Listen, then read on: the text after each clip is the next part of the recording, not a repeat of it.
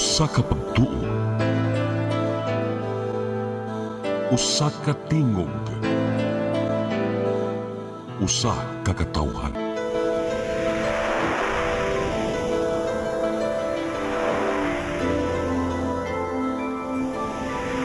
Cebu Catholic Television Network.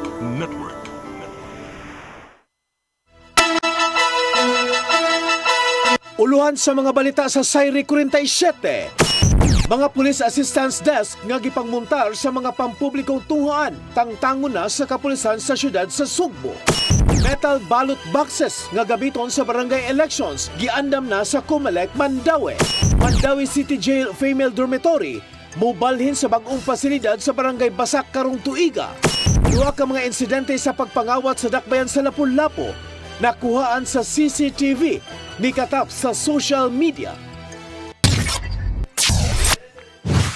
Sugbo, Kabisayan ug Mindanao, Pilipinas ug sa katawhan. Kutob sa maabot sa Sibya sa tibuok kalibutan maayong hapon. Live kita karon sa CCTN Channel 47 ug kini ang tulumanon sa nagunang kasayuran nga ngay natong masayran. Tulumanon sa patas nga mga balita ug opinyon. Sa ngalan ni Dennis Tabar, ako si Danica Caballes. Kini ang Sayri 47.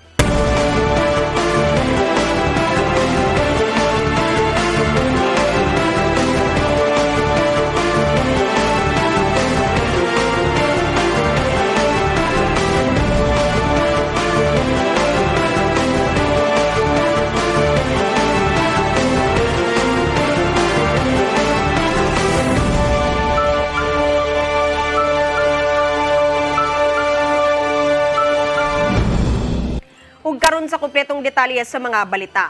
Mga Police Assistance Desk nga gipangmuntar sa mga pampublikong tunghaan kuhaon na sa kapulisan sa syudad sa Sugbo human sa 5 kaadlaw nga pagbalik sa pagbukas sa klase. Gipaniguro hinuon nga magpadayon ng mga pulis nga mag-roving panahon sa buntag ug hapon hangtod na sa pagtapos sa tuig tingtungha. Ang kasayuran ni hatod ni Arnold Bustamante. Wala makatala ang kapulisan sa syudad sa Sugbo og problema sa tanang publikong tunghaan human sa 5 kaadlaw nga pagbalik sa pagbukas sa klase gikan adtong Lunes, Hunyo 16, 2025. Mato ni Police Lieutenant Colonel Maria Teresa Macatangay, Deputy City Director for Operations sa Cebu City Police Office, hapsay og linaw ra ang pagbalik sa klase.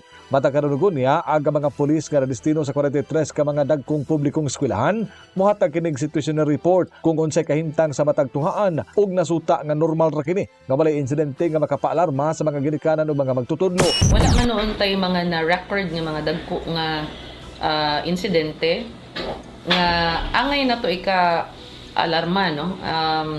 The first few days of school, back to school as they say, no, went on smoothly as far as the schools are concerned. Wala say mga issues, no, mahitungod sa kalapasan sa balaod or ordinansa ang ipaabot sa mga school administrators, sa mga naka-assign nga mga deployed personnel sa matagtag sa nga tunghaan nga kungaan.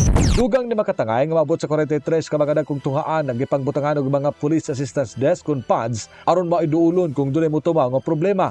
Apan mulugway lang una ang CCPO og usa ka semana una nila kuhaon ang mga PADS kung mabantayan na nila nga dili na kaayo magkaguliyang aga mga tinun-an uban sa ilang mga ginikanan sa paghatod nila sa ilang mga anak sa mga tunghaan. May pasabot si Makatangay nga dili hingpit kabiyaan sa mga pulis sa mga tunghaan, saglit ibalik lang nila kini sa naandan nila nga trabaho nga mao ang pagbit patrol.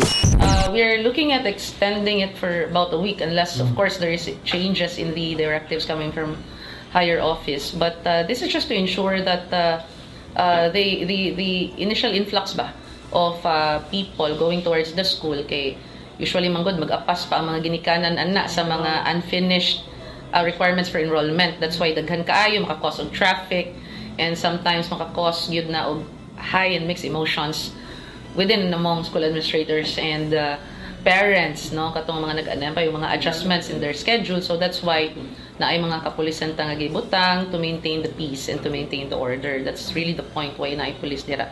But as soon as the dust settles, ma-okay na sila dira, we will revert back to our original deployment karang beat patrol na to agi na ingon. So duha na ka klase, no, beat patrol that's on foot and our mobile patrolling gamit ang atoa nga mga motorcycles and our four-wheel vehicles. Iklaro noon ni makatangay nga ning pagbalik na sa klase ang deployment sa CCPO sa mga personnel naglakip na kini sa tanang nga tunghaan sa syudad sa Sugbo aron apil sa rubingan matag karon ug unya. Arnold Bustamante, CCTV News. Gitataw sa Department of Education 7 nga mahimong dili makasulob sa uniform kadto mga tinun-an sa public school nga walay ikapalit ni ini. Matod sa Regional Director nilang si Dr. Salustiano Jimenez nga wala nagdemand ang mga tunghaan bahin sa mga uniforme taliwa sa kahimtang sa pamuyo sa pamilya. Gipasabot niya nga adunay pipila ka mga ginikanan ang mipadangat atul sa Parent-Teacher Association meetings nga maayo ang uniforme aron masiguro ang kaluwasan sa mga estudyante. Ilabi na nga magamit ang uniform aron sayon matultulan ng ilahang mga anak.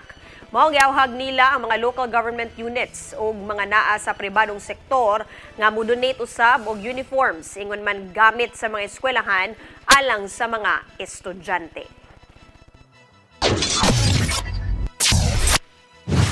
Metal ballot boxes gipangablihan sa Commission on Elections sa siyudad sa Mandaue ug City Treasurer's Office pagpangandam sa barangay eleksyon karong Disyembre. Kinisubay na usab sa mando sa COMELEC Central Office. Ang kasayuran ni hatod ni Mary Rose Sagarino. Gipangkuha sa sakop sa Mandaue City Treasurer's Office o COMELEC Mandaue ang mga yellow metal ballot box gikan sa storage subay sa mando sa Commission on Elections. Kabahin kini sa pagpangandam alang sa barangay elections karong Disyembre. Ang mga ballot box gibutang sa usa ka storage human sa ning labay nga mga eleksyon sa barangay. Kini adunay sud nga mga balota ug report gikan sa matag barangay sa Mandaue. Ang maong mga sudihan ay naog usahon sa usa ka ballot box matag barangay depende sa gidaghanon sa mga dokumento.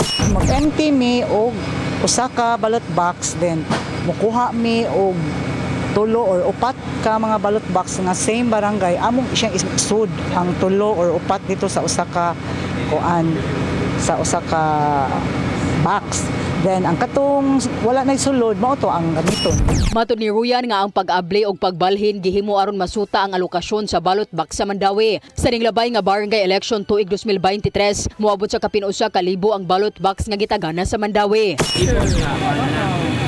Inventory jud siya kay atong aron ma-determine kung magkinahanglan ba ta mo or mo request balik sa Manila or enough na ang atong magamit. Ang mga wala na isud nga ballot box itugyan ngadto sa Department of General Services alang sa pagpintal pag-usab. Matod ni Ruyan nga padayon ang ilang pagpangandam sa eleksyon sa barangay hangtod dili kini hingpit nga makansilar.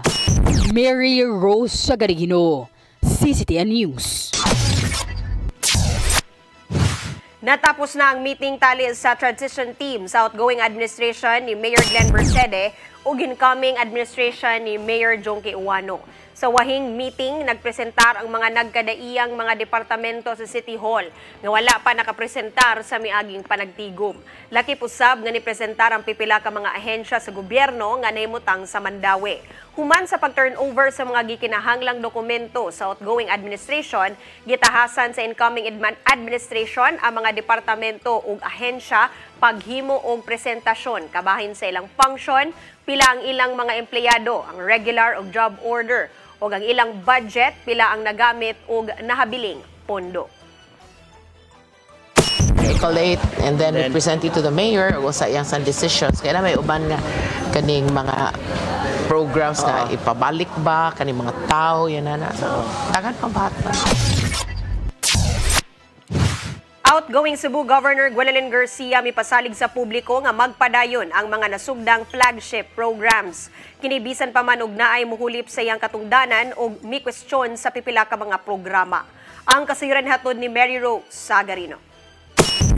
Simana na lang ang nahabilin og mahumana ang ikalimang termino ni outgoing Cebu Governor Gwendolyn Garcia karong Hunyo 30. Isip hinay-hinay niyang panamilit, may pasalig siyang padayunon ang mga programang nasugdan ubos sa iyang termino. Atol sa katapusang edisyon sa R-Cebu Expo, gihulagway ni Garcia nga sama sa graduation ang pagtapos sa iyang termino dungan sa gilaumang kabag-uhan sa Kapitolyo sa umaabot. Sanglit giila niya ang nahimong tingog sa katawhan nga moimatod pa nagtukmod alang sa pagbuhat sa dakong tulubagon isip public servant.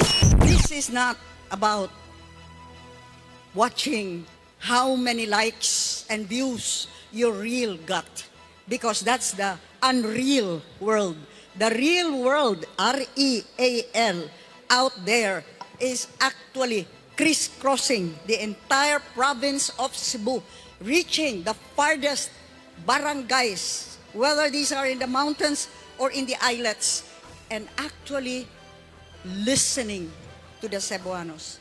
Naukay ning si Manaha ang gilawatan niyang kamanduan ngadto sa Provincial Treasurer's Office nga mao ang pagbaton og trust funds alang sa pipila ka mga programa. Apil niini mao ang suroy-suroy sugbo diin buot ni incoming Governor Pamela Baricuatro nga ipahunong kini ubos sa iyang termino. Gihimugatan sa gobernador nga legal ang iyahang gibuhat kay pinasubay man kini sa mga lagda sa Local Government Code o gipahapinan og Provincial Ordinance. Kay nagpanikad naman ang termino ni Baricuatro karong Hunyo 30 sa Udto. Kini na lang ang nahimong bili ni Garcia. Pagkalayo na natog na abtan, ato ba di ay ning birahon ug balik ngadto sa ubos tungod lang og personal nga mga biases. Rise, and my message to the next administration, well, not necessarily. That is not the entire administration, but part of that administration. Rise above yourself. Mary Rose Sagarino, CCTN News. Musunod, Mandawi City Jail Female Dormitory mubalhin sa bagong pasilidad sa Barangay Basak karong tuiga. Kana og daghan pa mga balita sa pagbalik sa Sayri 47.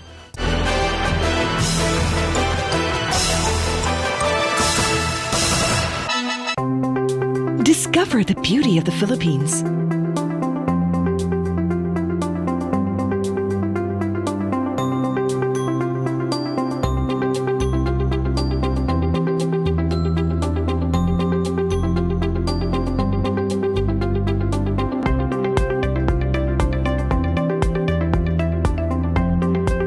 With Philippine Airlines, the country's flag carrier.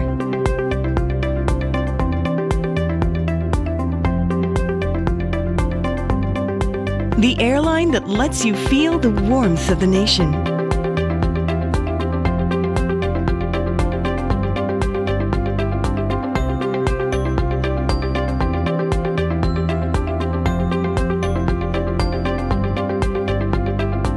Mabuhay!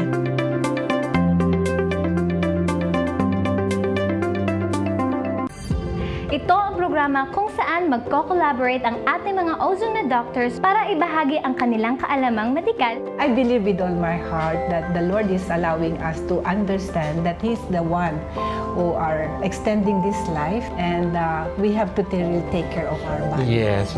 Matag episode, among ipaambit ninyo ang mga healing testimonies. Every day, pag-gising mo, iisip ko kung ilang taon na lang yung katagal ko, yung ganun.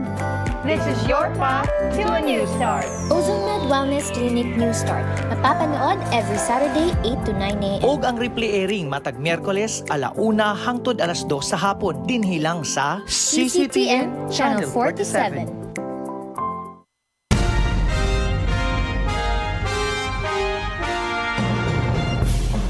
Gabriel Flash Elorde. Natao sa Bugo, Cebu niadtong 1935. Nahimong World Boxing Champion niadtong 1960 diha kiya nagpalukapa si Harold Gomes sa ikapito ka round. Si Flash Elorde nagupot sa championship belt sud sa pito ka tuig. Ang iyang record, 88 wins, 33 by knockout, 27 losses, and 2 draws. The first Asian inducted into the International and World Boxing Hall of Fame. Si Flash Elorde namatay niya noong 1985 sa edad ng 49. Gabriel Flash Elorde. Karbo sa Sugbo. Sugboano ni.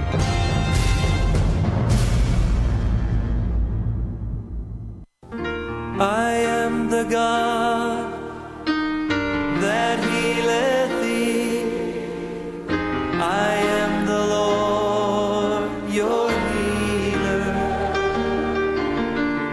I sent my word and healed your disease. I am the Lord, your healer. I am the God that healeth thee. I am the Lord, your healer.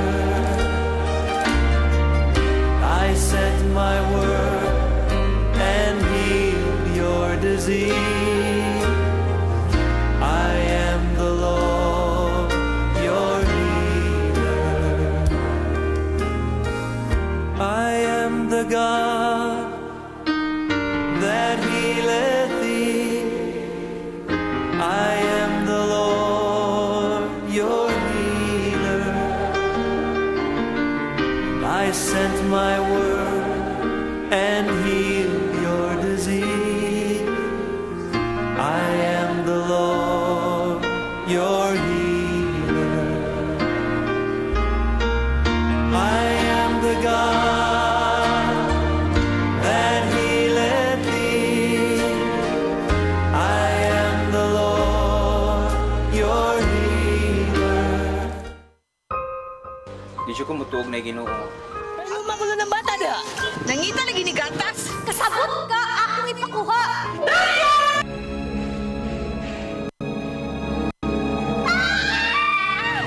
Ug naa sa unang Timoteo 3:15 nga ang iglesia sa buhi nga Dios mao iyang panimalay ug mao ang haligi ug sukaranan sa kamatuoran. Mayo! Kasi tayo! May hatag lang unta kong gatas para sa inyong anak. Basin kadahong ka nga ikaw ang gwapa sa tibok kalibutan. Unsay reparation, Monsignor? Buhi ka laing bata aron mabayran ang imuhang nahimo nga dakong kasalanan.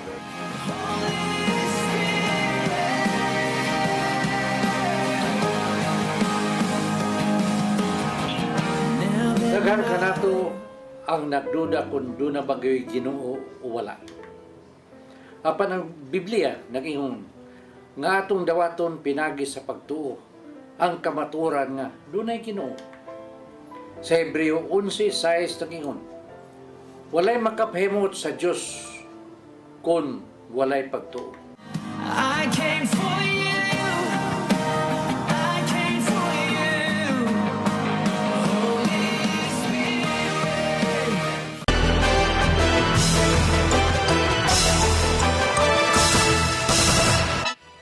Balik sa atong mga balita, Mandawi City Jail Female Dormitory mobalin sa bagong pasilidad sa Barangay Basa karong tuiga. Ang pasilidad maka-accommodate og mas daghan nga mga persons deprived of liberty. Ang kasayuran hatod ni Mary Rose Sagarino. Makabalhin na unya sa bagong pasilidad ang Mandawi City Jail Female Dormitory ngadto sa sitio Dungguan, Barangay Basa karong tuiga. Matud ni Warden Sheila Sirano nga nagpaabot na lang sila sa pagkumpleto sa embankment aron makatabang sa pagpugong sa baha. So I think yung last na inspection doon is maglalagay pa po ng trench drains. So hintayin lang po namin doon and then titingnan po yung facility kung okay na pong malipatan and then baka makalipat na. Ang bagong jail facility adunay upat ka mga selda nga makaakomodar og hangtod sa 42 ka persons deprived of liberty. Kini mas dako sa kasamtangang pasilidad na himutang sa Barangay Luok nga aduna lang untay kapasidad nga 22 apan moabot na sa 94 ang PDL hinungdan sa grabing kahuot. Gawa sa embankment nagpadayon usab ang construction sa administrative building nga kapin 60% ng kumpleto. Gilauman nga muluag ang kahimtang sa mga piniriso sa higayon nga mobalhin na ngadto sa bagong pasilidad. Ang karaan nga building sa female dormitory sa Barangay Luok gikatakdang gamiton sa outgoing administration sa Mandawi ngadto sa bagong campus sa Mandawi City College. So far po wala pa naman din pong notice na kung may target na date na sa paglipat since ongoing pa naman din po yung project. Pero magko-coordinate din po ako sa city once na matapos na and kung meron bang target na kailangan na Hinuon mulingkod na ang bagong administrasyon sugod karong Hunyo 30 o kung aduna bay kausaban sa plano. Mary Rose Sagarino, CCTN News. Police Regional Office 7 anda mo patuman sa kamanduan sa bagong PNP chief. Labot sa sukod sa hawak sa matag police personnel nga anaa lang sa 34. Kinahanglan nga physically fit ang kapulisan aron makagukod sa mga kriminal. Ang kasayuran hatod ni Arnold Bustamante. Mga pulis sa Central Visayas magsugudan sila nga mga programa aron mapaubos sila nga mga timbang o nga makuha ang 34 nga sukod sila mga hawak. Si Police Brigadier General Rodrigo Marana ng hepe sa Police Regional Office 7 kanayon nga dako siyang uyon sa kamanduan sa ilang nga PNP chief nga si General Nicolas Torre III aron nga ang tanang police physically fit kini. Iyang ipasabot nga kinahanglan nga ang matag pulis makadagan pa kini o nga makagukod sa mga kriminal. Tayo isusunod doon sa direktiba ng ating Chief PNP General Torre na yung mga waistline ng ating mga kapulisan ay manatiling doon sa limit, and that is 34, no? Gusto natin na yung ating mga kapulisan ay maayos ang pangangatawan at palaging malusog sapagkat ang demand ng trabaho namin bilang alagad ng batas ay talagang kailangan physically fit ka, ano? At kailangan nakakatakbo ka, nahahabol mo yung kriminal at nagagawa mo yung mga strenuous na bagay na dapat gagawin ng isang pulis. Mga programa karon ang gihimo sa Police Regional Office 7 aron nga muubos ang timbang sa mga pulis sama sa Sports Fest. Talang matang sa sports ang giawhag nga salmutan sa mga personnel sama sa basketball, swimming o bisan gani ang golf basta lang nga di kini makaapekto sa ilang oras silang trabaho. Gihatagan og igong panahon na matag police personnel nga mopagamay silang hawak og timbang sulod sa usa ka tuig. Ilabi na kadto nga mga overweight ug obese nga gihulagway ni Maranan nga igo na kini aron na makuha nila ang ilang target. Well, that's the intention, ano? At binibigyan naman sila ng ample time para mag-reduce ng weight. Sabi ng ating Chief PNP, they are given 1 year to reduce, to shape up, no? At I think that is fair enough, 1 year. Kung ikaw ay overweight, kung ikaw ay obese, you have 1 year para ma-achieve mo yung ideal weight. Una lang may pagawas og kamanduan si General Torres sa tanan niya nga mga pulis nga kinahanglan nga dili dagkog tiyan ang iyang mga sakop ug sundon ang 34 nga sugod silang hawak aron nga makadagan pa kini kung mugukod og mga kriminal. Apan mihatag siya og exemption dito nga mga dagko og bone structure din dili na kini mahimo pa nga mogamay tungod silang dako nga lawas. Arnold Bustamante, CCTV News. Empleyado sa Lapu-Lapu City Hall nga nalambigit sa road rage sa Barangay Basak, formal nang gireklamo sa gikaaway nga motorista. Samtang ang kapulisan naghuwat pa kung mupasaka og kaso ang maong motorista. Ang kasayuran hatod ni Crystal Joy Felerca. Nipasaka na og formal nga reklamo kagahapong adlaw ang usa ka motorista batok sa empleyado sa Lapu-Lapu City Hall human sa nahitabong panag-away nila sa kalsada sa Barangay Basak niadtong Miyerkules sa buntag. Mato ni Attorney Danilo Almendras, ang City Administrator, nga niduol na silang buhatan kagahapong adlaw ang motorista nga mo'y gikasumbagay silang kawani aron sa pagduso sa maong reklamo. Dugang sa City Administrator nga na-serve na usab dayon ngadto sa mong kawani ang mong reklamo ug hatagan siya og 3 ka adlaw aron sa pagtubag niini. Sa adlawng Lunes, lauman nga aduna nay tubag ang maong empleyado. By Monday expected nga masamit na nga soon after i-convene na to ang TODI, political na Committee on Discipline and Investigation niya.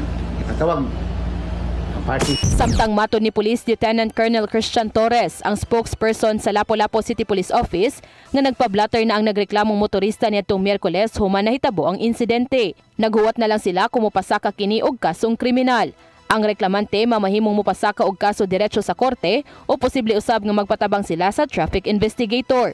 Sigon pa ni Lieutenant Colonel Torres, nga duha ka kaso ang pwedeng mapasaka batok sa empleyado sa City Hall. Ato na lang gid ani is i-file din ato formally ang kaso para bisag si ACL lang ni siya as long as ang DSWD mo kuan nga with discernment or kuan kini bataan utado na ni siya para ingabot sa saktong edad. Pwede na siya mapailan matanggong na siya. Apan ibutyag usab ang spokesperson nga padayon pa nilang gisubay ang mga CCTV footage aron masuta ang tinuod nga nahitabo sa dihang wa pa nagsukmagay ang duha ka mga motorista. Crystal Joy Felerca, CCTN News. Igong supply sa pagkaon alang sa matag local government units gihingusgan sa National Nutrition Council 7. Usa kini sa gikampanya nila sa Nutrition Month karong Hulyo. Ang kasayuran hatod ni Gian Navarro. Gihingusgan sa National Nutrition Council 7 ang pagsulbad sa kakuwang sa supply sa pagkaon kon food insecurity sa palibot. Matod sa Regional Nutrition Program Coordinator nga si Dr. Parolita Mission nga katungod sa matag usa ang mas sayon ug accessible sa saktong nutrisyon pinagi sa mayong supply sa utanon, prutas ug ubang mga agricultural products. Pinagi sa mas barato nga presyo sa pagkaon, masulbad kadugayan ang mga problema sa manalang sa malnutrisyon sa mga bata.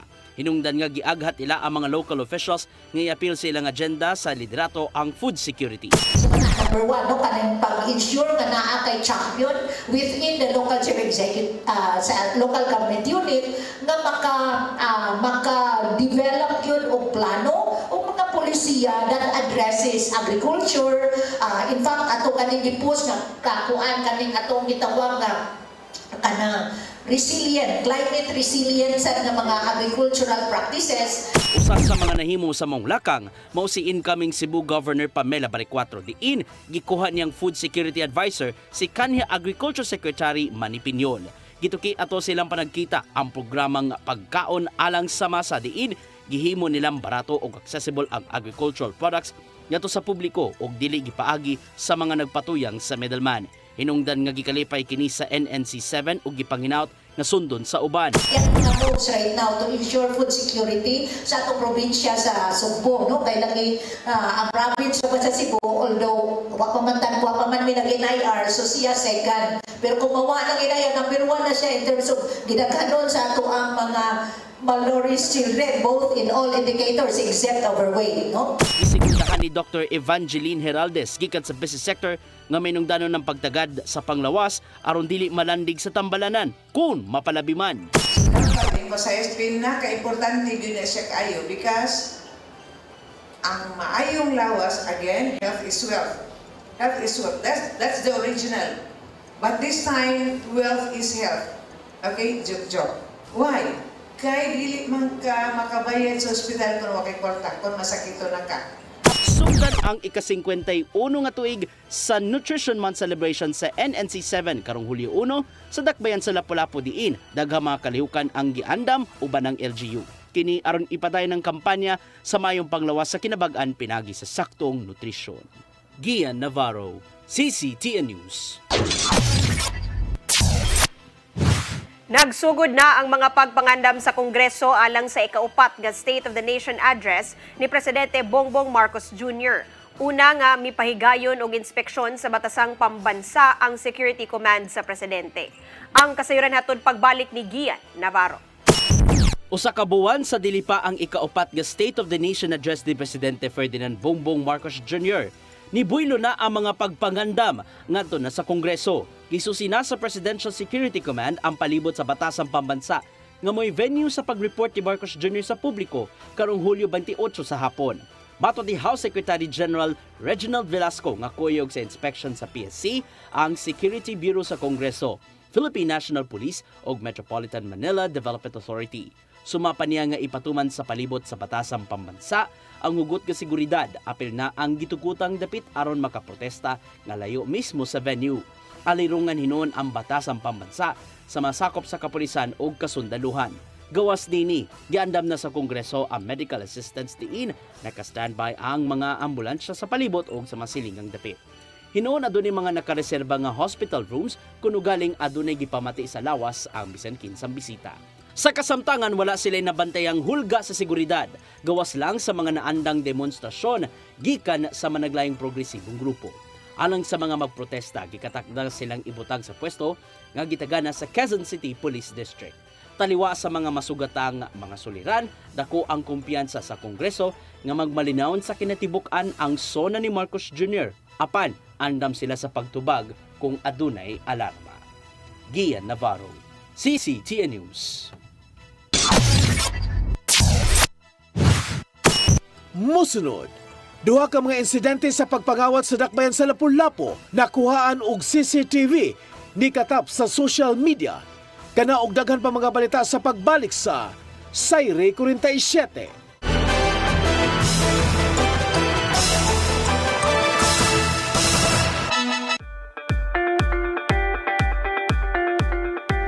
Congratulations! Nunito Tatay Dodong A. Lamchua, awarded as Cable TV Maverick, Father of Cable TV in the Philippines, given by Philippine Cable and Telecommunications Association Incorporated, PCTA, from Phil Products Group of Companies.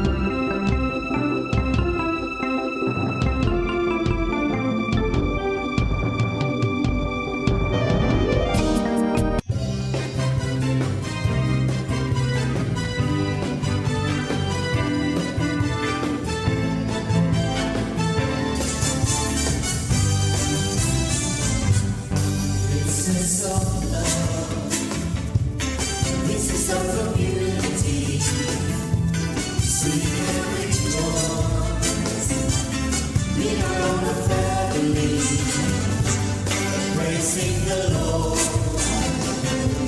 Jesus Christ,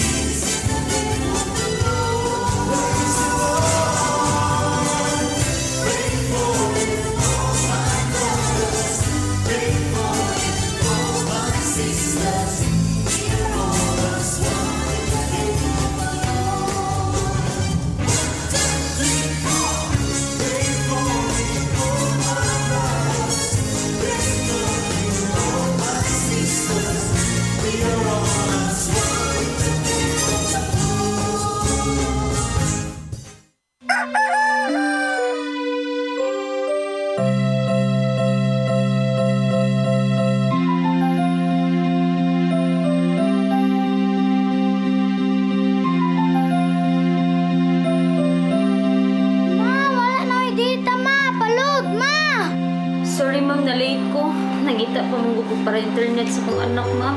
Ay, wala na yung problema. Pag-sinisibo! Sinisibo, sinisibo. For your internet connection. And for the signal of your cable TV. So fast and straight the transmission to your home.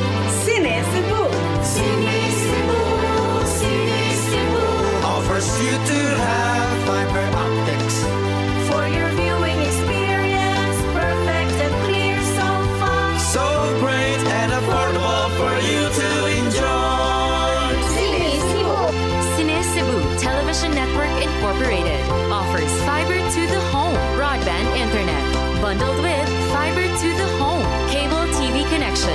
Sinisibo Television Network Incorporated with its operation in Metro Cebu and the whole province of Cebu soon. And affordable for you to enjoy.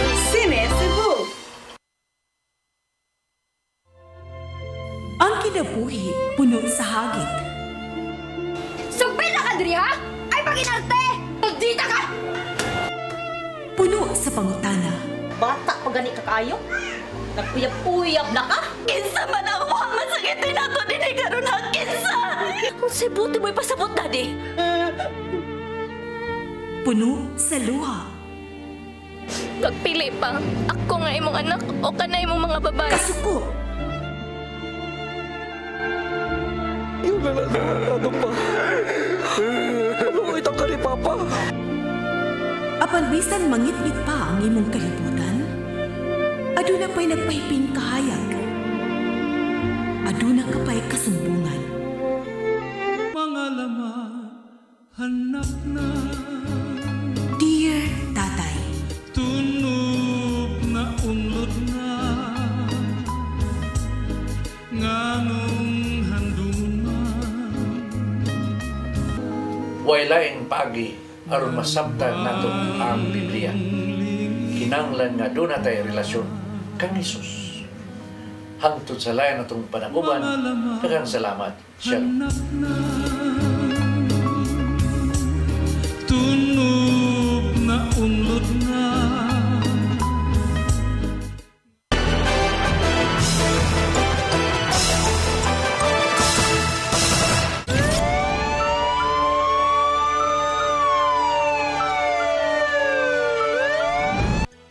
Balik sa atong mga balita, duha ka mga insidente sa pagpangawat sa dakbayan sa Lapu-Lapu nakuhaan sa CCTV ug nikatap karon sa social media.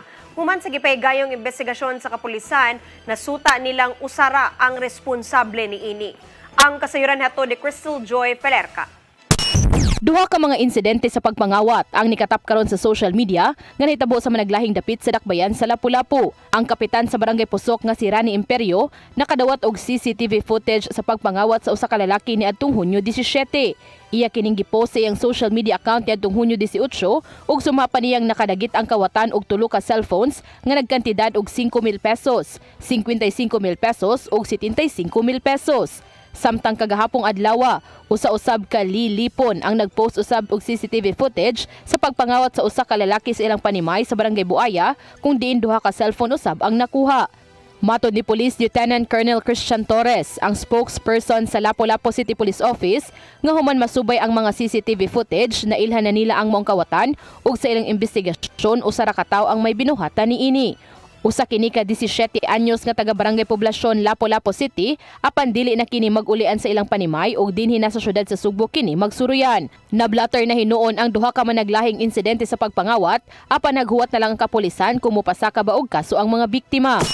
Ato na lang gid ani is i-file gid ato formally ang kaso para bisag si ACL lang ni siya as long as ang DSWD mo kuan nga with discernment or kuan kini bataan utado na ni siya para ingabot sa saktong edad pwede na siya mapailan matanggong na siya. Ugang pa sa spokesperson nga usa ka buwan ang milabay nakabiktima usab ang mong 17 anyos sa Barangay Mabolo ning syudad sa Sugbo. Crystal Joy Pelerca, CCTN News. Department of Tourism Region 12 tuyong mihatod sa mga produkto ug laaganan aron matagamtaman sa mga Sugboanon ato sa gihimong Travel Expo. Kini aron pag-agni sa katawhan nga bisitahon ang mga nag-unang laaganan sa Soc-Sargen Region. Ang kasayuran hatod ni Gian Navarro. Tuyong milugsong sa Sugbo ang Department of Tourism Region 12 alang sa tulo ka adlaw nilang Treasures of Socs Travel Expo. Gipasigarbo sa DOT-12 inubanan sa ubang mga ahensya sa gobyerno o pribadong sektor ang mga produkto ug ubang ikadalit gikan sa 8 ka mga lalawigan ug syudad sa Soc-Sargen Region. Mato ni DOT-12 Director Nelia King Arena nga first time nilang gidala ang maong expo dinhi sa Sugbo human sa unom ka tuig nilang pagpahigayon dito sa kauluhan. Nakita nila ang dakong bentahe dinhi sa Sugbo diin dagsaon sa daghang mga langyawng turista tungod sa kadaghan sa mga international flights. Maong gipaymusla nila ang higayon aron makaagni ang uban nga suwayan kung unsa kaanindot ang ilaha nga rehiyon.